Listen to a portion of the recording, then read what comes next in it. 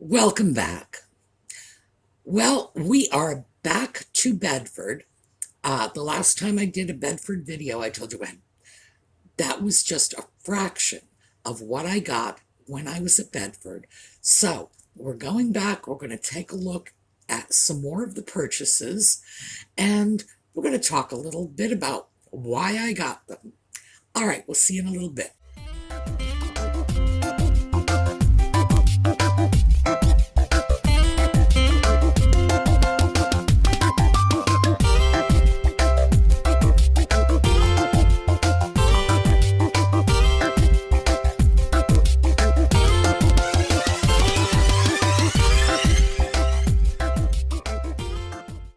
Okay, so we are picking up on the second floor.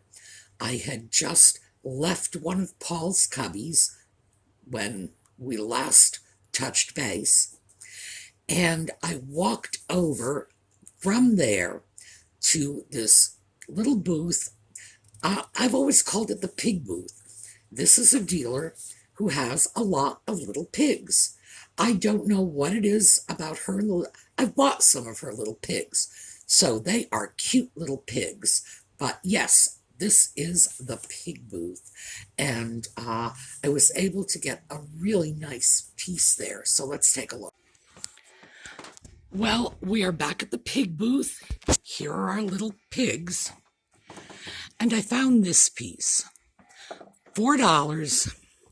This is a very pretty Japanese import creamer, Tilso. And at some point, we are going to have to go over the names and labels used by all these companies. I have an extensive list of them, and I'm sure I don't have the half of them. Pieces like this were imported from Japan. They were sold in 5 and dime stores. Very pretty, very well done. Just beautiful little pieces. And of course, hand painted. It was a fabulous bargain for the 49 to 79 cents they would have charged for this originally. Right now, at $4, it's still a massive bargain. Little pieces like that little pitcher, which was probably not actually a creamer. I think I'm calling it a creamer because it was around the same size as a creamer. Those were very, very popular Japan import pieces. In general, they were not used as creamers at the time. They were used as knickknacks, tchotchkes, little things that you stuck on a shelf or a windowsill or in your bookcase or whatever.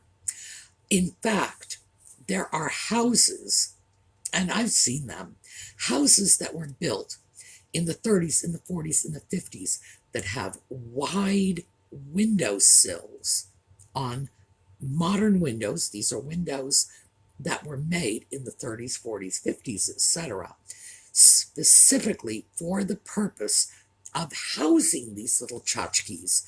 It's like you look at it and say, who really needs an 8-inch wide windowsill for a window that doesn't even open? That was so you could put your little knickknacks on it. It was a thing. And so little pieces like this were remarkably common. And as I mentioned in the video, it would have been, 30, 40, 50 cents, whatever. Very inexpensive. And even at the price I paid for the piece now, which is $4, it was still a very good deal. Because pieces like that routinely sell for a lot more, very well executed, hand-painted. And by the way, if you are interested, I think I mentioned, I have an enormous list of the different companies that brought those items into the United States. They were import companies, all from Japan. And I've been collecting the names. I finally started writing them down. I used to just collect them in my head. But then It was Iris. That is the name of a company that makes little hand-painted perfume bottles. Well, they didn't make them, they imported them from Japan, and I couldn't think of it, and that was what got me to start writing down these company names. Now, also, if you're interested, I sent the name over to the Sue Me Angels Facebook group, and they've got the list. If it's not complete, I will absolutely make sure it is very shortly.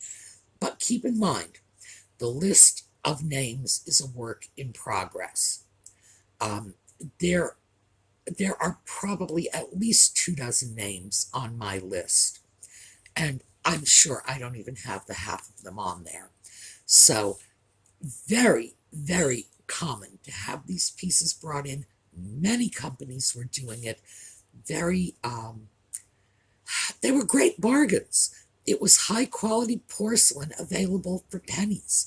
So I'm always glad to see those things when they come around. All right, next up, I left the pig booth. I found another one of Paul's cubbies, and I find those little cubbies everywhere. Every time I think I've figured out where they all are, it turns out I'm wrong. So this was a really interesting find. So let's take a look at this. What we have here also came from one of Paul's little cubbies.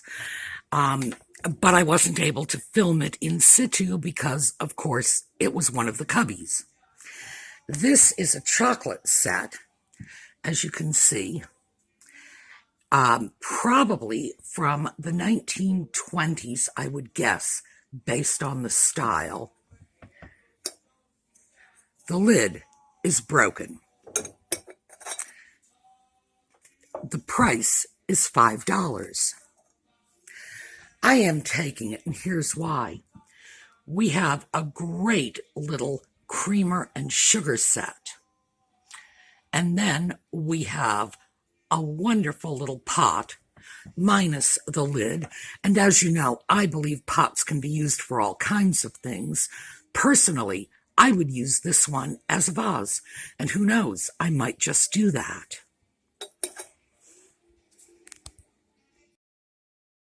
Well, here is the chocolate pot, and it turns out that one of the missing pieces of that lid was wrapped up and tucked down in the bottom of the pot.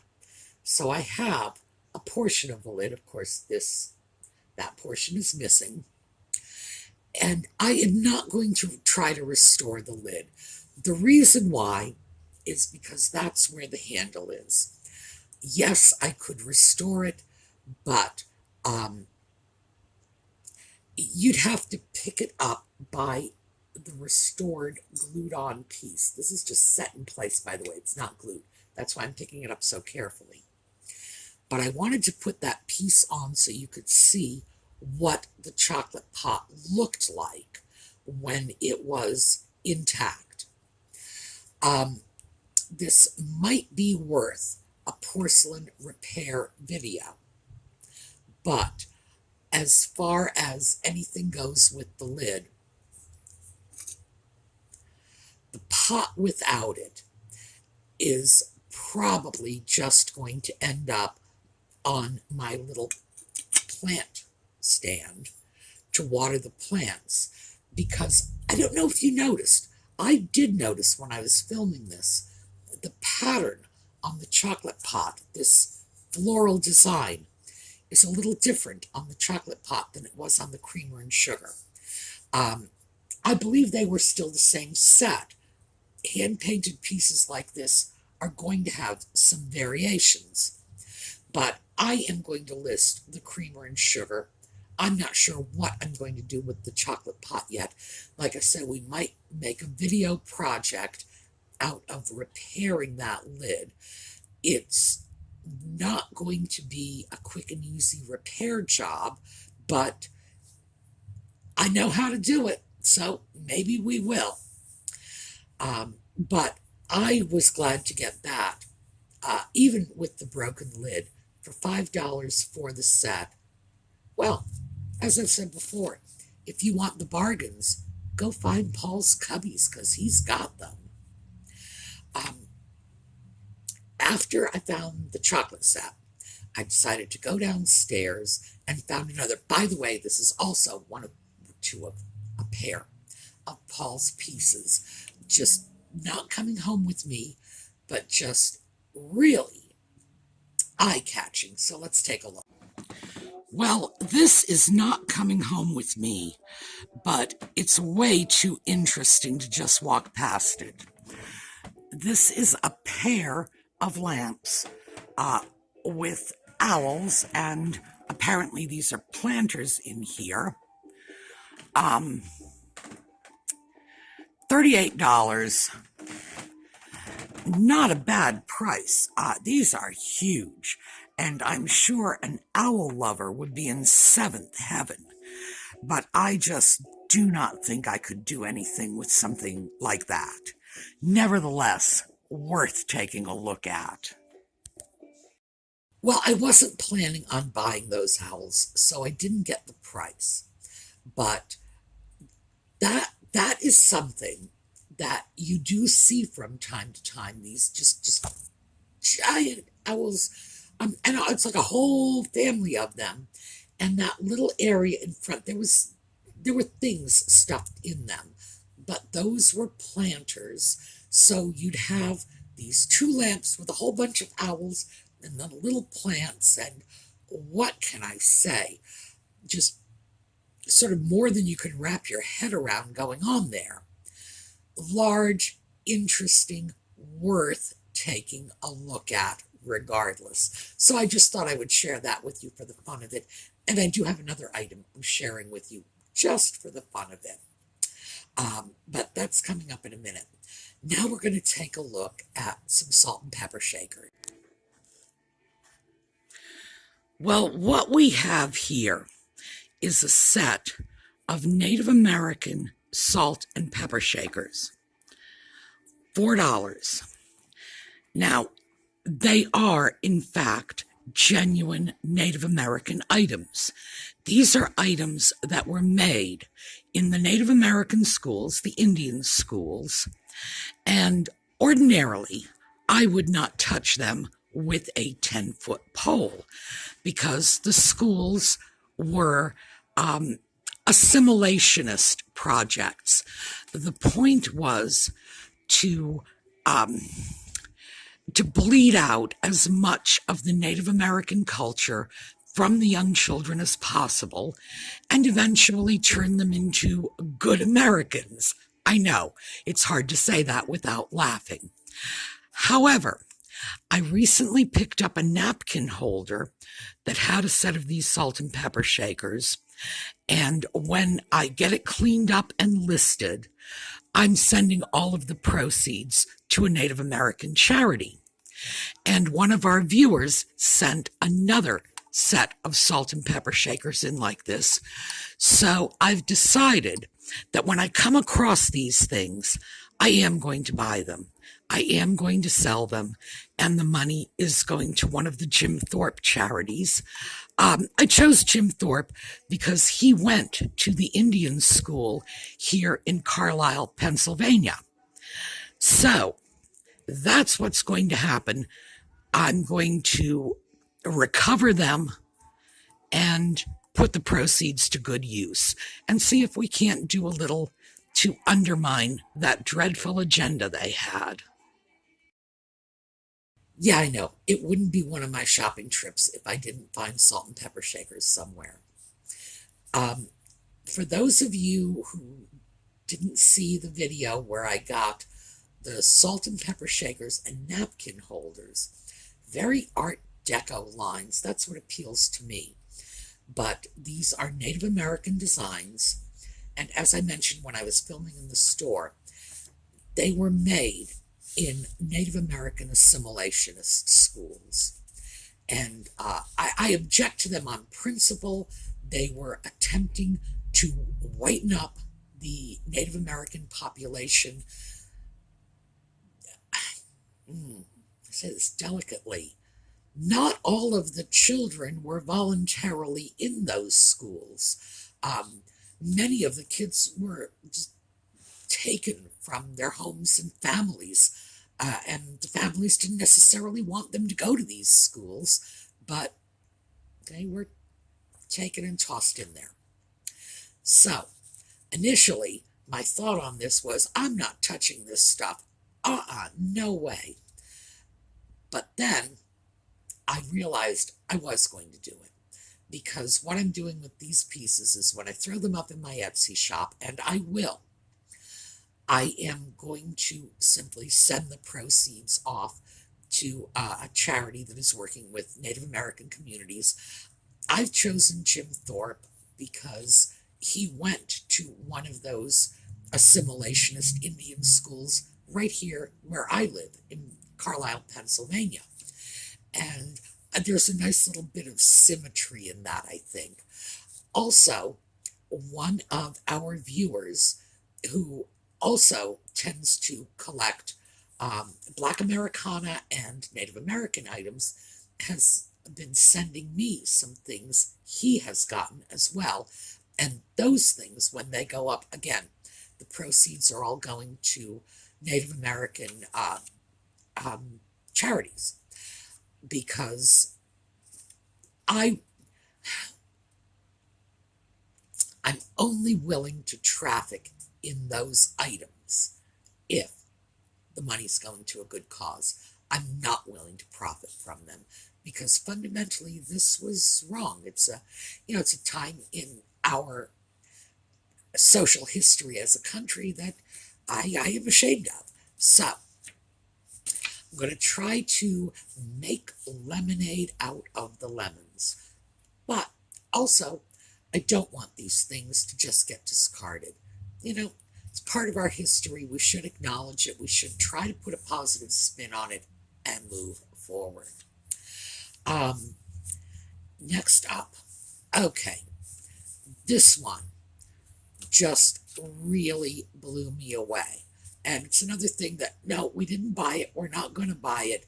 But I was thinking to myself, what on earth would you do with it? Let's take a look. Well, this is magnificent.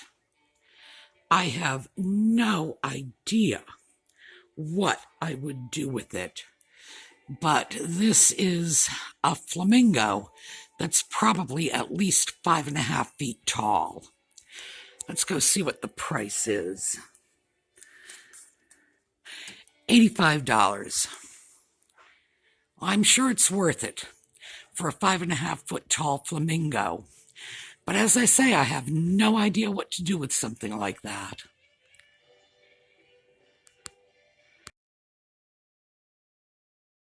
Yeah, flamingo.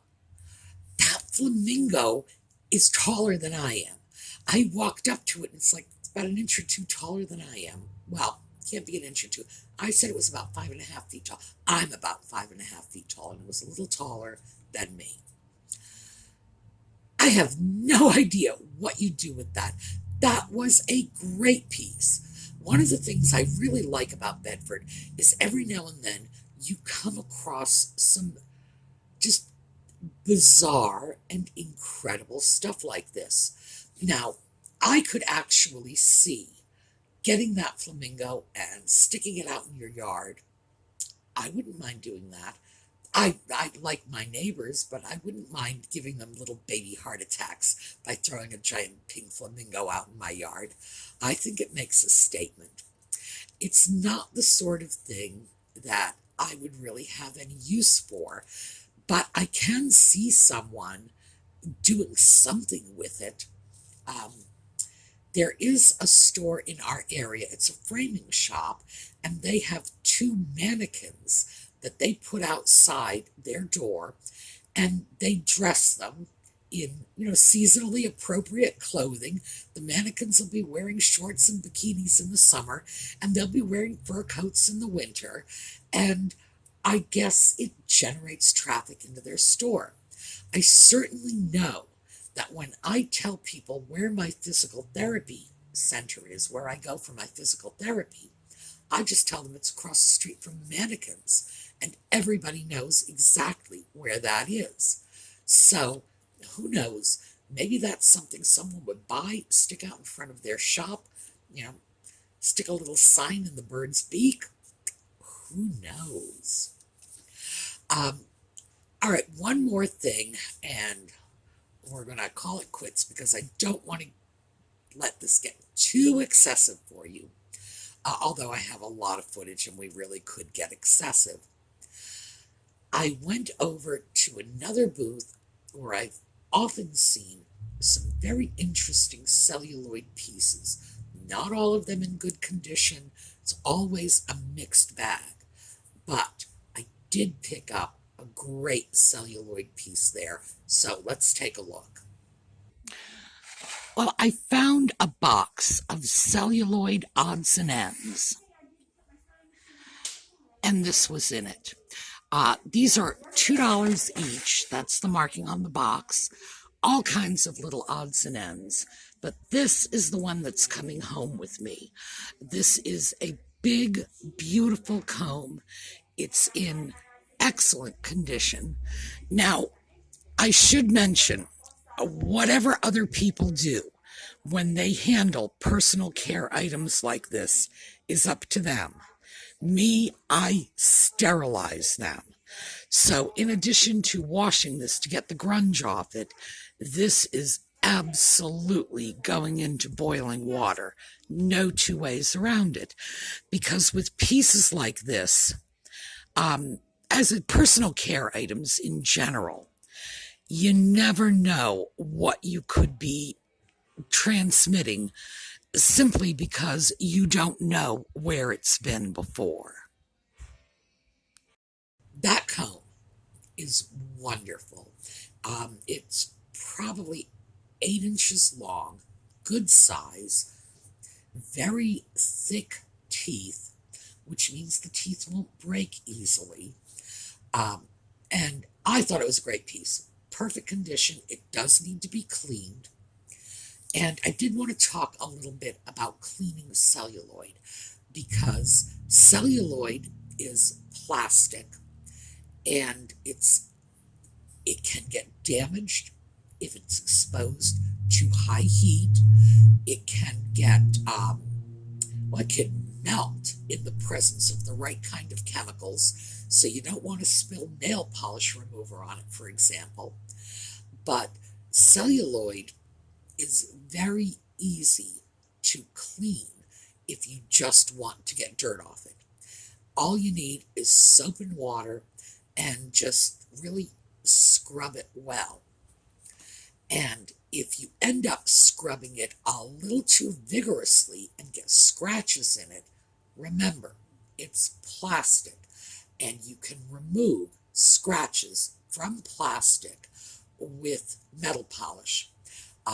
Brasso, that little can, everybody's grandma had it on the shelf. It was a little red, white, and blue can, Brasso, or any other good metal polish. It doesn't have to be a silver polish or a copper polish, just a regular metal polish. And you could buff the scratches right out of plastic with that. In fact, you can take a celluloid piece like that comb and buff it up to a nice glossy shine if you feel like putting the effort and the elbow grease into it. So, if you see good celluloid pieces, don't be afraid to get them just because you're afraid of how to clean them. Because remember, if you're going to polish them, and I don't have a problem with that if it's a 20th century piece. A 19th century piece I probably wouldn't polish. That comb, though, yeah, you can polish it. You really will have no trouble with it at all. Because it is a personal care item, and because I am going to sell it, and I hope the person who buys it plans to use it, yeah, that's what it's there for. Gee, use the daylights out of this thing, because it can be used, and it's probably got a good 100 years of use left in it. I am going to boil it. Now, that doesn't mean that I'm going to stick it in a boiling pot of water and leave it on the stove for 20 minutes. What I'm going to do is I'm going to boil a pot of water I'm going to put the comb in it. I'm going to leave it there for 2 or 3 minutes, remove it. I just want to kill the germs. The reason I'm going to use boiling water is, as I mentioned before, you don't pour nail polish remover on these things, and I would be concerned about using alcohol. Alcohol is safe for some kinds of celluloid, but not all, and that's a beautiful piece, and I don't want to do any experimenting on it. I just want to make sure that when the new owner gets it, they're not afraid to comb their hair out with it. And that I would suggest whenever you sell a personal care item. Clean it carefully. Clean it as if you are planning to use it yourself, and you wouldn't grab a comb out of a thrift store, an antique store, a trash can, whatever, and just start running it through your hair. Just try to treat your customers the way you want to be treated, and keep in mind that most people are going to assume that you have taken some precautions, whether or not it's reasonable to make that assumption. I think it's reasonable. I think it's a reasonable thing to expect if someone is selling an item knowing that, you're going to wear it on your body or put it on your head or comb your hair with it, that you will have cleaned it. There are exceptions, however, and some of those exceptions, and one of our viewers and I had a discussion about this. Let's say, for example, you are selling, Mick Jagger's winter scarf.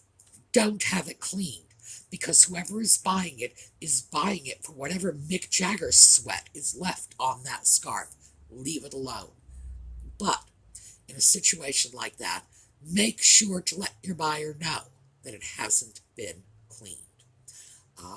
So that's just good business practices. You don't want to be responsible for making anybody sick.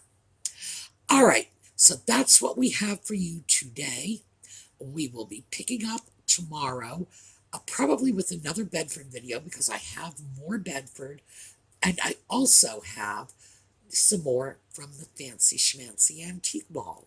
So, I will see you tomorrow.